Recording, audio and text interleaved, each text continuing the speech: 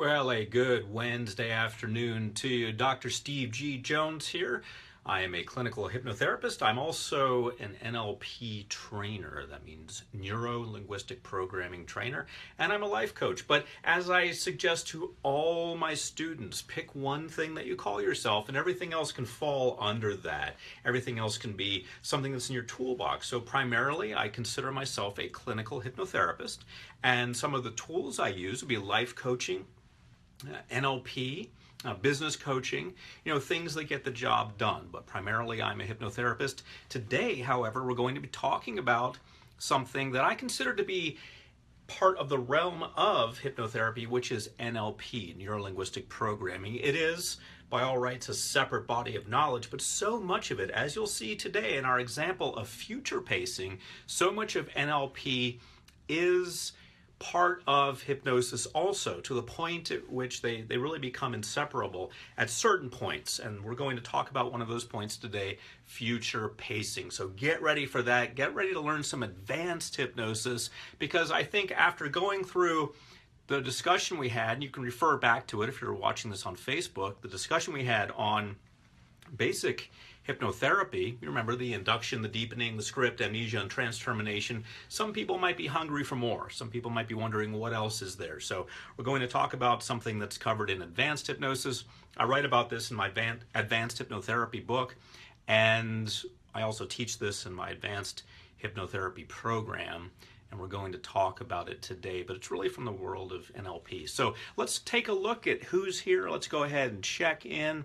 Thank you for being here. It's approximately 3:30 p.m. on the East Coast, approximately 12:30 p.m. on the West Coast in the United States. Thank you for being here. I strive to do these broadcasts Monday, Wednesday, and Friday. Schedule permitting, I will be on somewhere around 3 p.m. Eastern Time and noon Pacific Time. But I do have quite a busy schedule, as you can imagine. Lots of meetings, lots of fun things to do, lots of programs I'm working on. I'll be recording a new audio program later tonight, which is normal for me, just all in a day's work for me. I get to do fun things like that. And also Wednesday is the day that I have a meeting with my web designer, and already had a few meetings today. So got a lot going on, but I work on getting these broadcasts somewhere around 3 p.m. Eastern Time on Monday, Wednesday, and Friday. So let's take that check, see who's here. Angelica, hello. Brenda, hello. Terry, hello. Muhammad, hello. Emigilla, hello. Carol, hello. Shanika, hello to you. Jeff, hello. Dunka, hello. Mariella, Jennifer, hello to you. Hope you have an outstanding day too, Jennifer. Thank you. Lillian, hello to you. Annie, hello. Mariella, hello. And Marilyn, hello. From South Carolina. All right. Very nice. And yes, I am in royal blue, Georgina. Yes, absolutely. I've been told it compliments me well, so we'll see. I'm not much of a fashion buff, but when I get some advice, I follow it. Linda, hello to you. And speaking of advice, we're going to be talking about ways that you can help yourself or help others if you work in the world of hypnotherapy. Melinda, hello to you. Linda, hello. We're going to talk about ways that you can help yourself or help others in hypnosis. I don't know if you do professional hypnosis, or if you're interested in going to a professional hypnotherapist or an NLP practitioner, or if you just have a general interest in learning. It doesn't matter. Whatever category you fall into, we're going to have some straightforward discussion today about the world of advanced hypnosis when we use NLP, future pacing. And this is something I put on all of my hypnosis recordings. I've been using future pacing for a long time. When I work with people for over 30 years, I've been using it. It's very powerful. It's on all of the recordings, all of the hypnosis recordings I've produced, just because it is so straightforward. It's easy to use. Why not use it? And it's very powerful. So we're going to go ahead and get into a discussion about that. If you're just joining, this is the part of the broadcast where I educate you and talk to you about what we're looking at, and then I'm going to open the floor for questions about that. And if you have other questions, that could be appropriate depending on the question. So sometimes questions go beyond the scope of what we're talking about, too far beyond, and then I prefer you to save those for when we have a topic that's more related. But save your questions anyway. Ask them at the end, because it's difficult for me to look at them while I'm also talking about everything. So let's go ahead and get into it. NLP future pacing. It is simply the idea of taking someone and putting them into the future in their mind.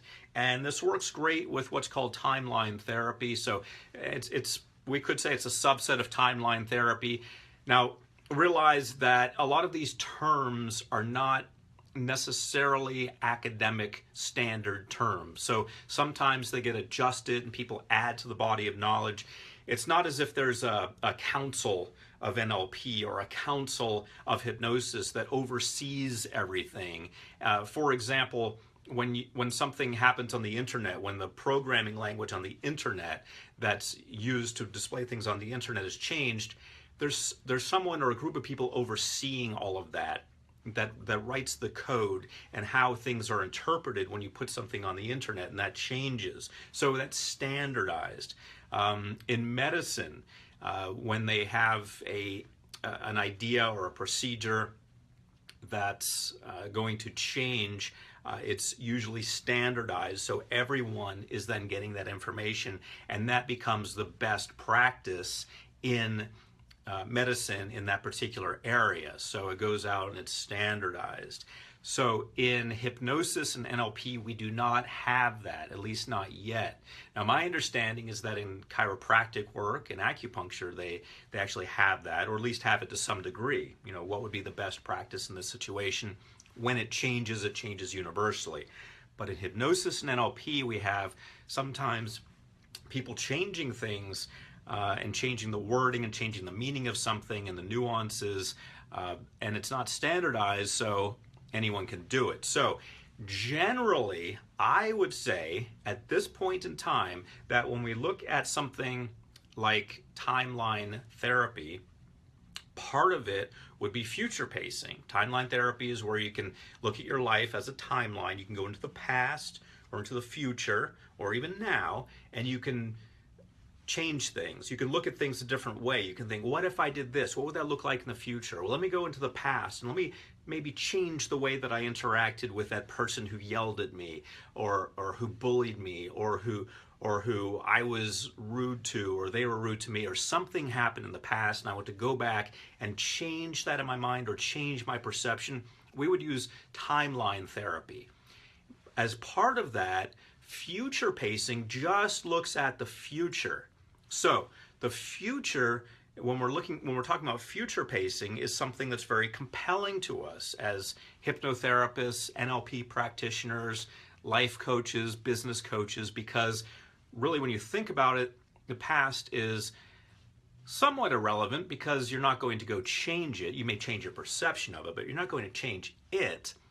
But the future is great because it hasn't happened yet.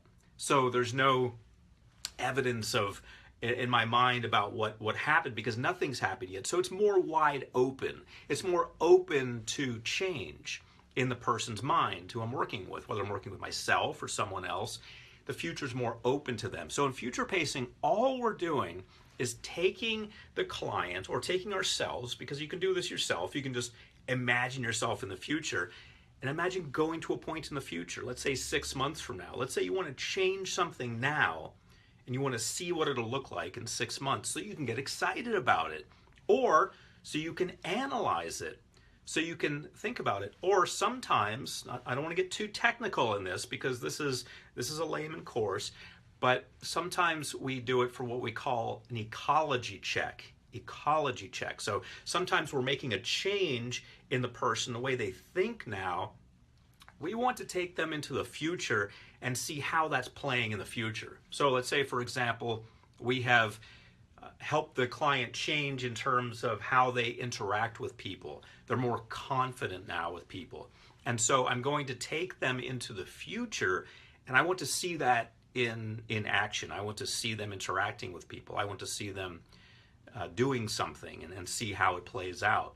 So we call that an ecology check. Those happen all the time in neurolinguistic programming because we're doing the best that we can in a limited time setting in an office or at sometimes at a conference or when we're just working with someone, however we happen to be working with someone, we want to see how we're doing. So an ecology check allows us to test it out, to road test it in quote unquote real circumstances. The circumstances are never real. It's always a laboratory type environment because they're either on stage or they're in an office or we're having them imagine themselves in the future. So these aren't actually real tests the way we would ideally do them in an ideal world. But it's the best we've got usually. So we work on change with a client. We put them in a situation where we feel that change will be relevant. We'd like to see them perform differently, not doing the things they did in the past. Maybe they're gambling, maybe they're overeating, maybe they're doing things at the last minute. Maybe, they could have all kinds of challenges. We want to work on changing one of those and then put them into that environment. And the way we put them into that environment is by having them imagine it or creating a scenario if we're on stage or in the office with that person to test it out and see. Yes, that kind of test is limited because we're not testing it actually over time. We're not just actually going into the future or going into that real situation and testing it. They will have to do that on themselves, and then they can report back to us and they can get the technique redone or do something different. In NLP, we're always interested in figuring out if what we're doing is actually working. If it's not, we want to do something different. So that's why we do an ecology check. So future pacing can act as an ecology check. So in order to boil this down to something that you can use, if you are working on future pacing, you can do this very simply by yourself. You can do this tonight if you want. Just while you're lying in bed, just imagine yourself 6 months in the future.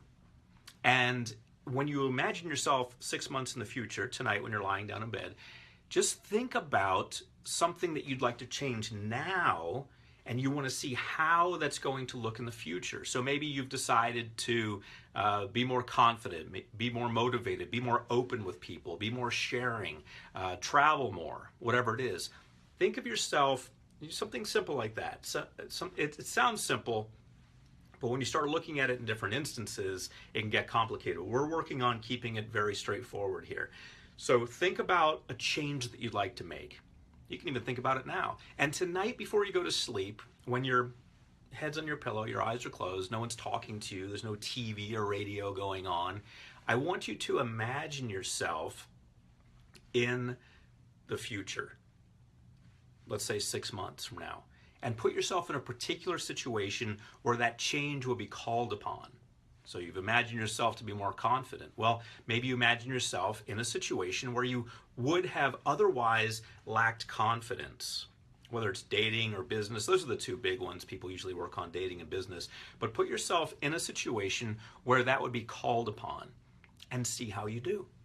See how you do. Now, this is not using formalized future pacing. This is not how it would happen necessarily in the office of a hypnotherapist or in one of my recordings or when you go to see a life coach, business coach, or NLP practitioner. But this is a way that you can do it in a very straightforward way. So again, tonight, if you want to do this, before you go to bed, while you're lying in your pillow, no one's bothering you, you're not hearing any background noises anywhere, hopefully, or at least that's minimized to the point where you normally minimize it so you can sleep. And I want you to imagine a change that you want to make. What change do I want to make? I want to be more, whatever it may be, creative, motivated, confident. Those are common ones. And then think about yourself 6 months in the future and road test it. How am I doing? How am I doing then? Now, in a formalized setting, there would be procedures to help you become more confident. Then you'd imagine yourself there. But this is a way that you can kind of introduce yourself to it. Low stress, doesn't require a lot of detailed learning on your part and so forth. You're just able to do it. And you will experience future pacing, because future pacing is going into the future. Now, we can get more advanced with it, which of course we would in an office setting. We would want you then, and you can do this if you want, if you feel like getting more into it, You can imagine yourself in the future, and you can imagine making changes in that moment. Well, I'm interacting, don't know if I'm interacting at the level I want to, being creative, motivated, or confident. Let me crank it up a little bit. Let me really crank it up. Okay, so I've got myself imagining now, myself in the future, and I'm feeling great, and I'm interacting in a very powerful way.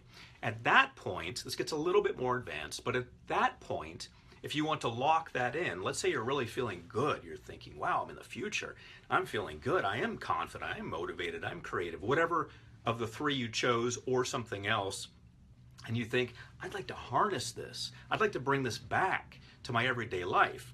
We're getting a little bit more advanced here, but you can make the OK sign with your right hand, touching the tip of your right thumb to the tip of your right index finger, and just say the word confident to yourself, or motivated, or creative, or whatever it is you're working on. Say that word to yourself, a word that describes it. Make the OK sign and say that word.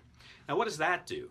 That creates a Pavlovian type link between the good feelings that you feel in that future that you're imagining, and a link between that and any time you find yourself needing that from now on. What I mean by that is, anytime you find yourself needing that great feeling that you feel during the exercise, you can just make the OK sign and say the word. Confident, motivated, creative, whatever it is.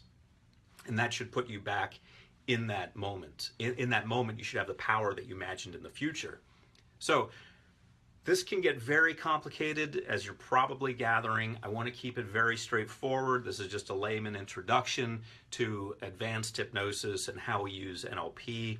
If you want to check out the website for that, you can check out hypnosiscertified.com.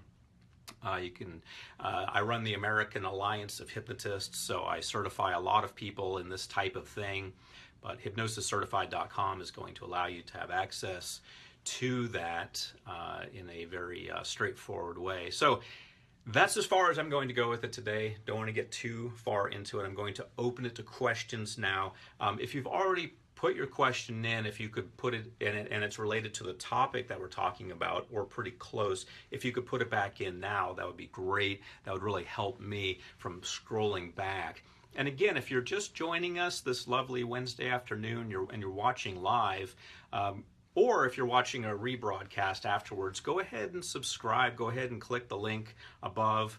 That is going to allow you to get notifications of when I'm on next. And go ahead and like this video and share this video. Those buttons should be down there. Of course, Facebook is a work in progress, so they could have moved anywhere by now. So go ahead and do that. And if you're watching me for the first time, then definitely go ahead and click to get more of these if you like what you're seeing, if you're enjoying the content here. And you can look back on my Facebook fan page and check out previous ones, and you'll also be notified of when I'm on live next. So let's go ahead and open the floor up. I want to see if there are any questions about this after our very light talk. And let's see. All right, good evening. Hello. And Harusa, hello. Gregory, hello from Dallas. Annie, hello to you. Georgina, hello to you. And Annie, hello to you. And Ida says, to change the behavior, they should picture how they would be in the future. Absolutely. You want to picture how you will be in the future. I completely agree with that. Cornelia says, hello to you, Cornelia. Ida says, I think looking to the future is so much better than to the past that can't be changed. It won't lead to regret. Okay, very nice point. And Carmen says, I feel great now. Not seeing any topic-specific questions. I'm seeing a lot of hellos. This might be a little bit beyond what we normally talk about, so I realize I'm not necessarily addressing a group of hypnotherapists here today. And let's see, Dennis just finished the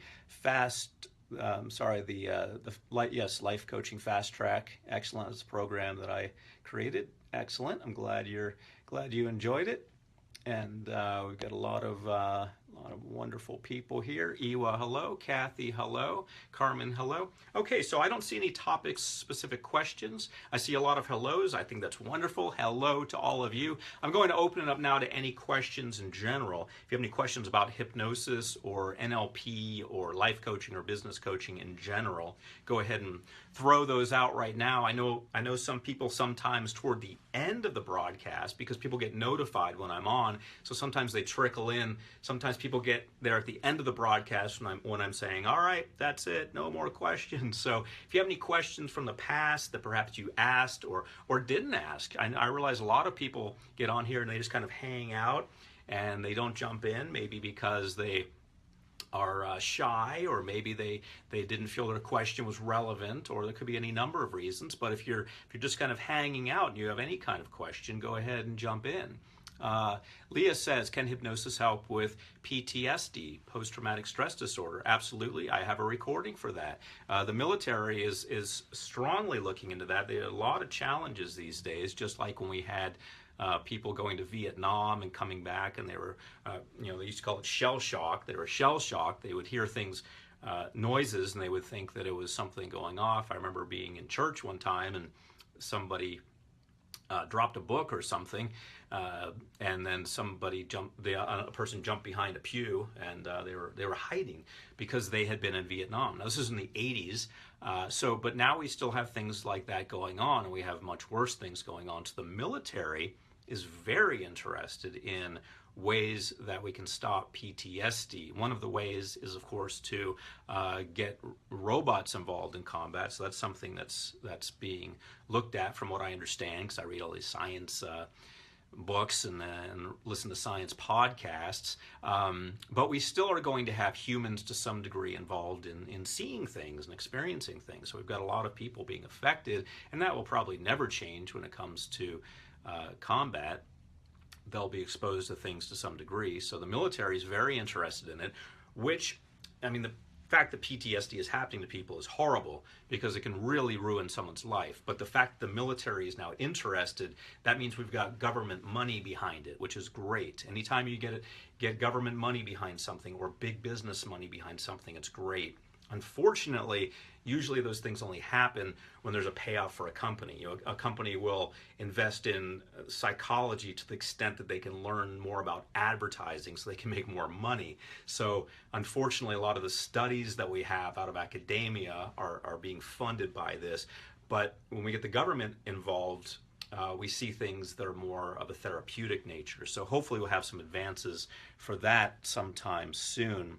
But I do appreciate you asking that question. And let me scroll back and see where I left off. Kathy, hello. Sonia, hello. Leah, hello. So Leah's the one who asked the question. Thank you, Leah Herrera, for that question. Kathy says, would hypnosis work on bipolar disorder? There is a possibility that it will help. Anytime you have a clinical diagnosis like that, you need to seek clinical help. So always go to a medical doctor first, and there is a chance that it will help, but really that's something that needs to be treated primarily by a medical doctor. Anna says, what's wrong with uncertainty? I don't know. So let's, if you can clarify that, I'd love to dive into that. Monica says, good evening. Hello to you. Leah says, press not necessarily to deal with military, but with DV. Okay. Aurora says, hello to you. And Cornelia says, wonderful evening. Thank you. Melinda says, what works better, future pacing or anchoring? They are future pacing and anchoring, to take it back to 8th grade math terms. They're not mutually exclusive. So you can have future pacing with anchoring. So I would recommend that, and we'll probably talk about anchoring in a future broadcast. But Melinda, to answer your question, I think that they work better. Now, if you look at them, if you strictly separate them, we just have future pacing, where we're going to the future, and we just have anchoring, I'd say they could have equal value. I don't know if that's ever been tested. A lot of the challenge with a lot of this information that's not mainstream academic is that it has not been tested. We do not have actual data. We have a lot of opinion. We have a lot of techniques that have been put out there, but we really lack hardcore data with numbers, and that's what I like to look at. So I do not have access to any test that puts pure future pacing up against pure anchoring, but I would say when you're working with someone, you want to use as many techniques as possible. Got about 5 minutes left, so any other questions? Thank you for that one, Melinda. Great question. Any other questions? Go ahead and throw them out there. And if you're just joining, go ahead and click the button up here. It should be up there so you can be notified of future broadcasts I do. Go ahead and like this. Go ahead and share this. I believe those buttons are down there. That's why I point down there. And if you're watching a rebroadcast, then I hope you enjoy it, but also do those things. Like it, share it, subscribe. If you're watching right now and it's Wednesday afternoon, you're watching live, and it's good to have you here. But this is going to, we actually get more views in rebroadcast. Live, it'll get maybe, I don't know, right after it, it'll have reached about 400 people, but by the next day, we're up to 1,000 or 2,000. So most people, I realize, watch this in a rebroadcast. So thank you for watching. And let's see, Marie Louise says, what is the difference between hypnosis, NLP, and meditation? Do they complement each other? That would be a very long discussion, Marie Louise. Thank you for asking. Hypnosis and meditation are very similar. The way I look at it, hypnosis and meditation are the same, except in hypnosis, when we look at it as hypnotherapy, we're not just working on relaxing someone as we normally are in meditation. Meditation is usually done alone, by yourself, sometimes in a group, but the idea is usually just to relax and clear your mind. Things like analyze what happened during the day, things like that. Hypnosis, when it's hypnotherapy, usually is outcome oriented. Someone wants to stop smoking. You know, they want to lose weight. They want to get more motivated. They want to overcome fear of flying.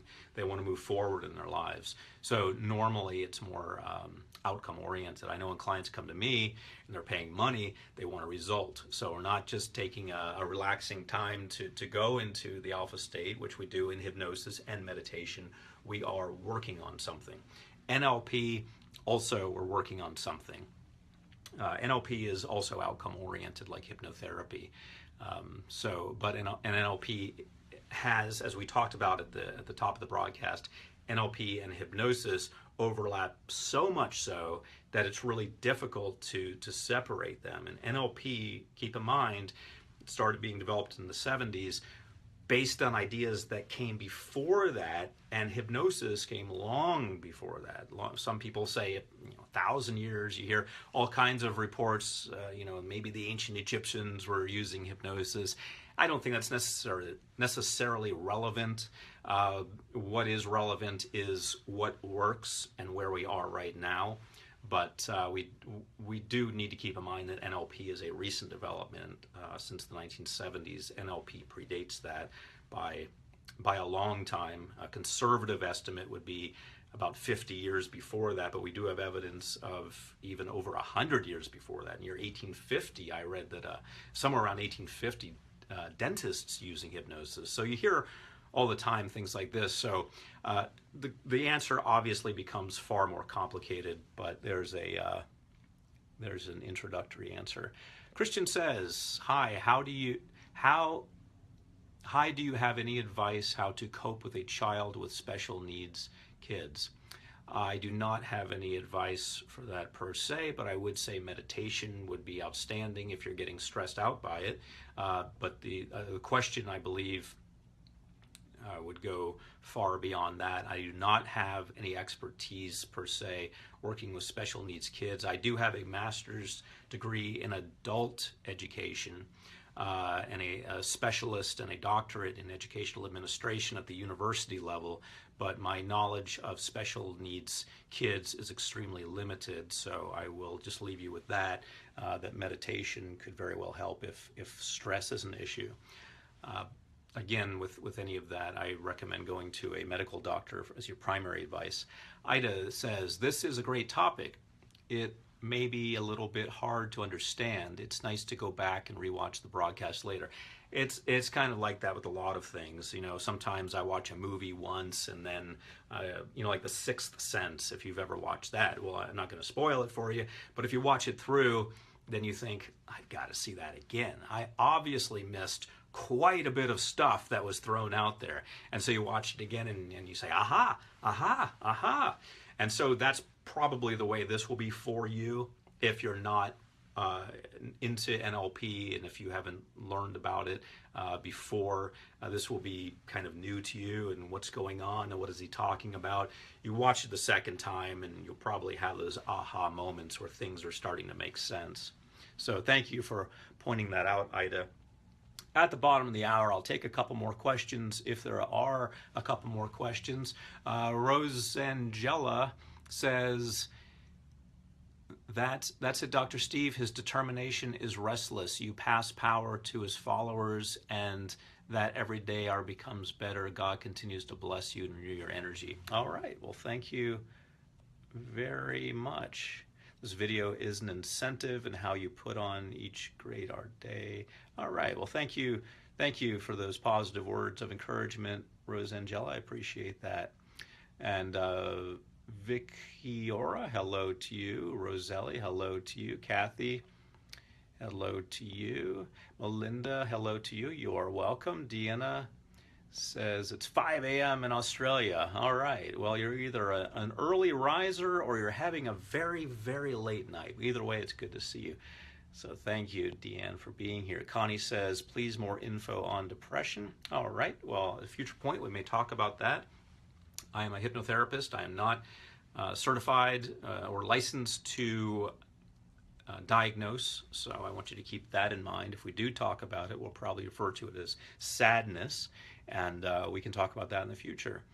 And Shervin says, I just purchased your advanced conversational hypnosis and loving it. I would like to know if the subconscious mind can understand words that we may not know already.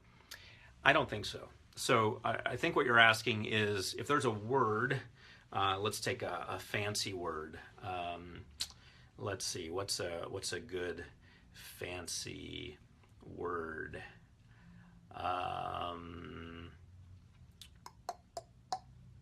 Let's see, any fancy word that we can use.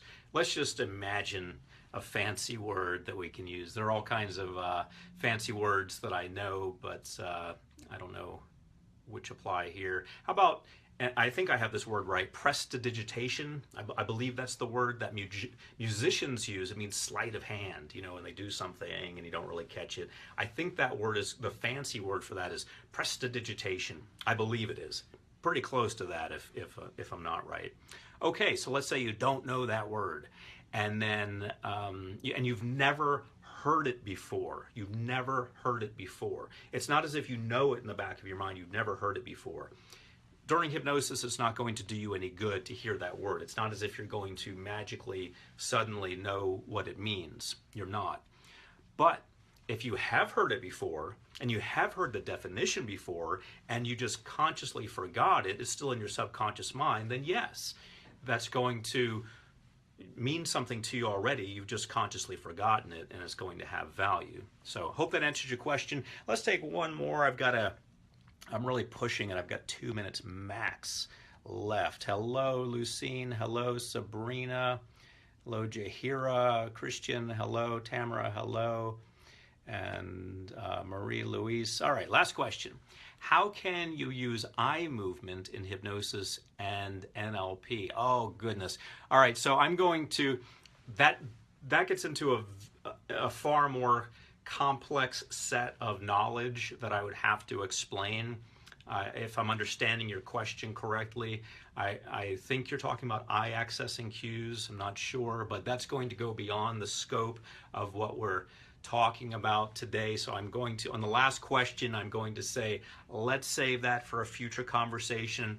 But hey, that's exciting because we may talk about in the future eye accessing cues. When we get into the world of NLP, we're into a very, very large, robust, exciting, fascinating, constantly growing body of knowledge. So there are all kinds of little avenues and corners and streets and highways we can find ourselves going down, and that's one of them that's really, in order to not confuse everyone and in order to address it correctly, Marie Louise, we're going to have to save that for a future broadcast. All right. I'm fortunate to have a meeting with my outstanding web designer today. Every Wednesday we do that, so I'm going to go ahead and do that right now. And I will look forward to seeing everyone here. If you're watching me on Facebook, I look forward to seeing everyone on Friday. And I wanted to mention, this is something that ties into NLP. I want to mention a resource that we have that I mentioned in the last broadcast, which is hypnoticlanguageacademy.com. And hypnoticlanguageacademy.com is about conversational hypnosis, and I think you're going to find that interesting. Again, it's not something that we have covered here in our discussions, but I think you'll find it interesting. For things that we have covered here in our discussions, check out hypnosiscertified.com, and you're going to find out how to become certified in hypnosis and other things. I want you to go ahead and check that out if you're interested in learning that. And of course, the resource that I've mentioned before, if you just want it all done for you, you can check out the new website I have, which is hypnosisbystevegjones.com. You're going to find some hypnosis recordings there. All of this I have created. These are all my creations. I'm not sending you to see what somebody else has done, although I do have a lot of people in this world who work inside the realms that I work in that I'm a fan of. Everything, just so you know, everything that I'm sending you to, I've created. So I want you to check them out. I happen to know what's in them. I happen to like what's in them because I happen to have created what's in them. I'm Dr. Steve G. Jones, hoping you have an outstanding day.